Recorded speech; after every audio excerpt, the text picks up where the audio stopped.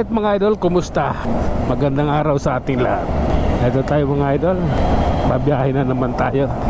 Pag-usapan natin na idol yung mga kalukuhang pinagagawa ng ating gobyerno. Tulad ng ating NBI director, sabi niya marami silang mga vlogger pinasusubaybayan at yung mga nagpakalat ng fake news at magpapahuli na raw sila next week. Ang sa akin lang mga idol, ang pagpapahuli ng mga vlogger dahil daw dun sa fake news, madali nilang gawin yan. Pero mayroong isang vlogger na hindi nila kailanman pwedeng galawin. Yun ay walang iba kundi si Maharlika. Dahil si Maharlika mga idol ay isang US citizen, isa siyang Amerikana. At alam naman natin pag sa US ang presidente doon, puta, nakahandang makikipagpatayan yan para sa mga citizens niya. Bukan niya hulihin si Maharlika kung kaya niyang hulihin. Nihintay nga niya Maharlika yung kaso niya na pinagsasabi niyong fake news siya. Bakit kayo sa Pilipinas magsasampa ng kaso? US citizen yun. Punta kayo na US, doon kayo magsampa ng kaso nang malaman natin kung kaya nyo ipahuli. Sa Pilipinas magsasampa kayo ng kaso, buti kung uwi dito yun. US citizen na nga yun. Yung kaso sasabihin ninyo, walang kwenta yan. Tatawanan lang kayo ni Maharlika. At yung dito sa Pilipinas, mayroong ano dito mga idol, mayroon tayong batas dito ng freedom of speech. Di nyo basta-bastang maikukulong yung mga vlogger na political vlogger na yan. Tingnan mo yung Quadcom, di nga yung mga congressman, di nga basta-basta na kuha yung mga vlogger na ng kaso sa Supreme Court.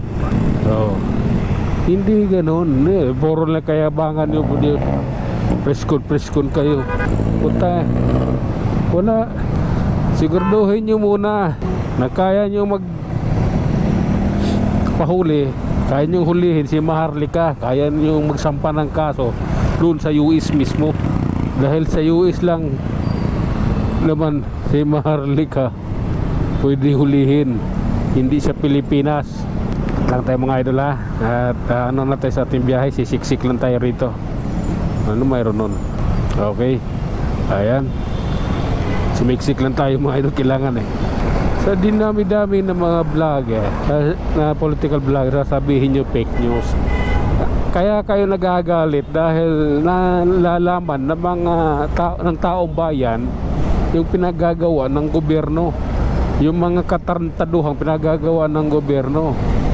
Dahil lang mainstream media, kontrolado nila. Yung mga ano na yan, yung mga journalist na yan, puro bayad nila. Ang vlogger na hindi nila nababayaran yung mga DDS vlogger. Kaya sila nagagalit dahil nalalaman ng taong bayan yung mga pagnanakaw ni Marcos at yung mga nakaupo sa gobyerno. Galit na galit kayo. Asan yung 176 billion na inutang sa Korea na pundo dapat ng Iloilo Bridge, Iloilo Guimaras? Asan yun? Inutang yun, nagbabayad ang Pilipinas. Asan ngayon yung pira na punta? Naglukuhan ninyo. Puta, yung NBI director na yan, idol na idol ko pa yan, pelikula pa ni Bong Revilla. Pero putangin na ngayon, wala rin palang kwentang NBI tao yan.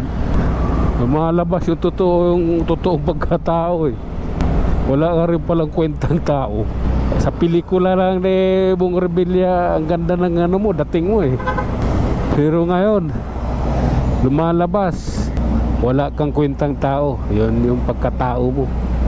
Naging NBI director ka at wala kang kwentang tao. Yun yung mga katotohanan, yun yung nakikita namin.